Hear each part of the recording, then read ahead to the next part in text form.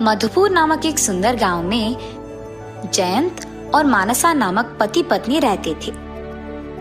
पति पत्नी दोनों उसी गांव में सब्जियां बना के बेचते थे और आए हुए पैसों से खुश रहते थे। जयंत का मानसिकता ऐसा था कि अगर उसे कुछ करना है तो करना ही होगा। एक दिन जब वो सब्जी खरीदने दुकान जाता है तो किलो प्याज कितने का है भैया? 150 रुपए। क्या 150 रुपए? जी हाँ, अब तो प्याज के दाम बढ़ गए ना। अब कोई भी दुकान जाइए यही दाम होगा। आप सब लोग सब्जियां उगाने वाले के पास सब्जी कम दाम में खरीद के हमें ज्यादा दाम में बेचते हो। ऐसे अगर करोगे तो कोई खरीदेगा सब्जी आपके पास? मुझे 2 किलो का प्याज 200 में दोगे? मेरे दुकान में मौजूद प्याज की गुणवत्ता अच्छी है, इसीलिए मैं इन्हें इस दाम पे बेचता हूँ। आप चाहे तो खरीदो या नहीं, पर मेरा दाम इससे कम नहीं होगा। दुकानदार की इस बातें सुनकर जयंत को बहुत गुस्सा आता है, इसलिए वो सिर्फ उसके पास सब्जी खरीदकर बिना प्याज के घर लौटता है। अपने पति को घर आते हुए देख मानसा उनके पास जाती है। अरे, आप प्याज नहीं लाए? क्यों? 1 किलो प्याज का दाम 150 रुपए हो गया है, इसलिए नहीं लाया मैं। अरे रे, सब्जी बनाकर बेचने के लिए हमें हर सब्जी में प्याज डालना है, क्योंकि उनके बिना तो स्वाद अच्छा नहीं होता है जी। अगर प्याज का दाम बढ़ गया है तो कम प्याज लेके आ जाते और हम भी उसका इस्तेमाल कम ही करते। ऐसे प्याज ज्यादा दिन भी आएंगे। मगर आपने तो गुस्से में प्याज ही नहीं लाया। गुस्सा कम होने के बाद मेरी बातों को जरा ठंडी दिमाग से सोचिए, आपको ही समझ आएगा। ये कह के मानसा वहां से चली जाती है। अब कुछ भी करके मुझे प्याज लेके ही आना होगा, क्योंकि उनके बिना तो हमारे सब्जी में स्वाद ही नहीं होगा। हाँ, ऐसे वो सोच में पड़ जाता है। अरे हाँ, ये तरकीब अच्छा है। मैं सब्जी उगाने वाले के पास जाऊंगा। मुझे वैसे भी इस गांव में प्याज उगाने वाला एक आदमी पता है।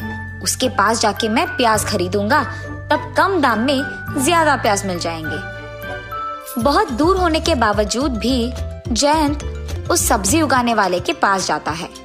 भाई साहब, मुझे कुछ किलो की प्याज चाहिए। आप पहले ये बताओ कि 1 किलो का दाम क्या दे रहे हो? मेरे पास पूरे 500 किलो के प्याज है भाई। उस सब को मैं 30,000 में बेचना चाहता हूँ। उसमें से आपको कितने किलो चाहिए? इसके हिसाब से देखा जाए तो हर किलो का 60 रुपए हुए हैं। मेरी ही तरह सबको प्याज की जरूरत है, इसीलिए अगर मैं इसके पास मौजूद सारे प्याज को खरीद लूंगा तो मैं ही उन्हें बेच सकता हूँ और मुझे दुगना लाभ मिलेगा।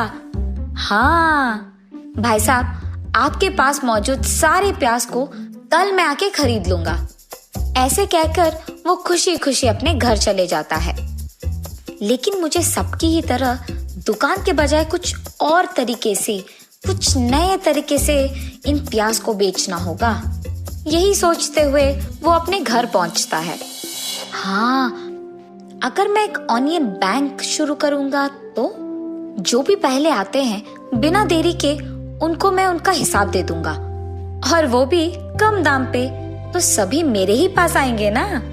पहले मुझे ये देखना होगा कि मेरे पास बचत के पैसे कितने हैं। ये फैसला करके बहुत साल से बचाते हुए पैसों को गिनने में लग जाता है। उसकी पत्नी ये सब देखकर उसके पास जाकर पूछती है, अरे आप हमारे बचत के पैसों को क्यों गिन रहे हैं? मैं इन पैसों से 500 किलो की प्याज को सिर्फ किलो के 60 रुपए पे खरीदने वाला हूँ और बेचते वक्त उन्हें 100 रुपए किलो का बेचूंगा। ऐसे मैं हमारे पैसों को दुगना करने वाला हूँ। हमारे बचत के पैसों का ऐसे इस्तेमाल करना, पता नहीं। आपका सब्जी बेचना तो ये पहली बार है। अगर नुकसान हुआ तो हमें बहुत कष्ट लेना पड़ेगा। इससे बेहतर है कि हम हमेशा की तरह अपनी सब्जी बेचें। मानसा, जहाँ तक मैं जानता हूँ इस हिसाब से हमें सिर्फ लाभ मिलेगा, नुकसान नहीं। मुझे जो करना है पता है, इसीलिए तुम इसमें मत पड़ो। ये कहकर उस सारे पैसों को लेकर वो सब्जी दुकानदार के पास जाकर 500 किलो के प्याज खरीदता है और खुशी खुशी अपने घर लौट जाता है। उसके विचार के अनुसार ही वो ऑनियन बैंक लगाता है और गांव में सबको उसके बारे में पता चलता है, क्योंकि वो 1 किलो का 100 रुपए और 5 किलो का 400 रुपए लेने लगता है। ये सब वो एक बोर्ड पे भी लिख के बाहर रखता है, तो सभी उसके पास प्याज खरीदने आते हैं। ऐसे ही कुछ दिनों में गांव में सारे लोग सिर्फ जयंत के पास प्याज खरीदने जाते थे, क्योंकि उसके पास का दाम बहुत कम था। इतना कि लोग दुकान से प्याज खरीदना बंद ही कर देते हैं। ऐसे बहुत दिन बीत जाते हैं। एक दिन जयंत उसके ऑनियन बैंक में कमाए हुए पैसों को गिनने लगता है कि कुछ दिनों में और भी बढ़ने वाला है। वैसे ही गांव में सभी लोगों को प्याज मेरे ही पास खरीदने की आदत लग गई है, इसीलिए जब तक प्याज का दाम न बढ़ जाए तब तक मैं इनको मेरे पास छुपा लूंगा। एक बार जो दाम बढ़ जाए मैं इन्हें वापस बेच दूंगा कम दाम पे, तब मैं और पैसे कमा पाऊंगा। ऐसे वो उसके सोच के अनुसार ही उस सारे प्याज को छुपा देता है और उन्हें बेचता नहीं है। ऐसे ही कुछ दिन बीत जाते हैं। एक दिन जयंत सब्जी खरीदने दुकान जाता है। 100 रुपए के 4 किलो प्याज, आइए बाबू आइए, ऐसे एक दुकानदार चिल्लाते रहता है। ये सुनकर जयंत आश्चर्यचकित हो जाता है। क्या 100 रुपए का 4 किलो प्याज? अरे मैंने तो सोचा था कि प्याज का दाम बढ़ जाएगा, लेकिन ये तो गिर गया है। अब मैं क्या करूं? तुरंत मुझे अपने प्याज को देखना है और उन्हें शायद बेच देना होगा। ये सोचकर वो उसके ऑनियन बैंक जाता है। जब खोलकर देखता है तो उसके प्याज सारे ऐसे दिखते हैं कि मानो कुछ दिनों में खराब हो जाएंगे। अब अगर मैं इन प्याज को नहीं बेचूंगा तो कुछ दिनों में ये खराब हो जाएंगे, इसीलिए यही बेहतर है कि मैं इन्हें अभी कम दाम में बेच दूं, क्योंकि बाद में तो इन पे 1 रुपए भी नहीं मिलेगा।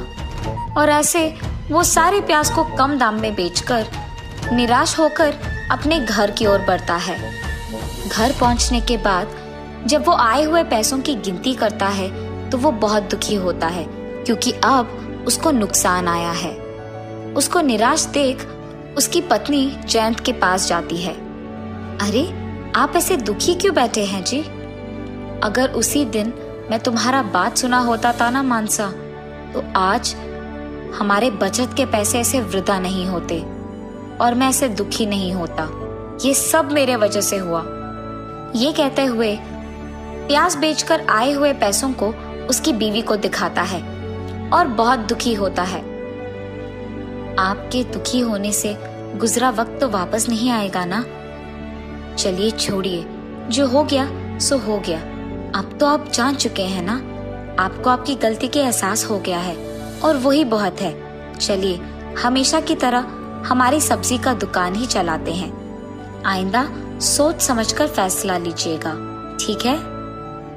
ठीक है मानसा, अब से मैं जो भी करूँगा सोच समझकर करूँगा। जल्दबाजी में ऐसे फैसला नहीं करूँगा मैं। तब से पति पत्नी दोनों हमेशा की तरह सब्जी बनाकर उन्हें बेचते हुए और उनके पैसे बचाते हुए खुशी से जीते हैं।